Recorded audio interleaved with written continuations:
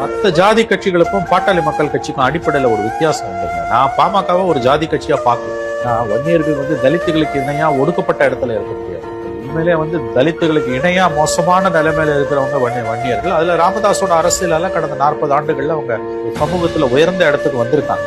டாக்டர்ஸா, இன்ஜினியர்ஸா, IAS, IPS, IFS, IRS ஆபீசர்ஸா, civil service, UPSC pass பண்ணி உயர்ந்த இடங்கள்ல கடந்த 35-40 ஆண்டுகள்ல வந்திருக்காங்க. வழக்கறிஞர்களா வந்திருக்காங்க, தொழில்துறையில வந்திருக்காங்க.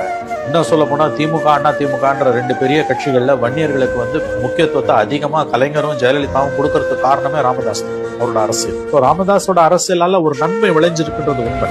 கடந்த 10 ஆண்டுகள்ல நான் பாக்குற வன்னியர் சமூகத்திலிருந்து வரக்கூடிய இளம் பெண்கள், இளைஞர்கள் சிவில் சர்வீசஸ் எக்ஸாமினேஷன்ஸ்ல அது சம்பந்தமான ஒரு இன்ஸ்டியூட்டோட எனக்கு தொடர்பு இருக்கிறதால நான் சொல்றேன். அந்த மார்க் இன்டர்வியூஸ்ல நான் ஒரு மெம்பர் அந்த கமிட்டியில. எனக்கு நான் கடந்த 10 ஆண்டுகளை நான் பார்க்கிறேன். அந்த கம்யூனிட்டில இருந்து வரக்கூடிய இளைஞர்கள், இளம் பெண்களோட எண்ணிக்கை கணிசமான அளவு உயர்ந்திருக்கு. ஸோ லட்சக்கணக்கான வன்னியர் குடும்பங்கள்ல விளக்கேற்றி வைத்தவர் தான் டாக்டர் ராமதாஸ்.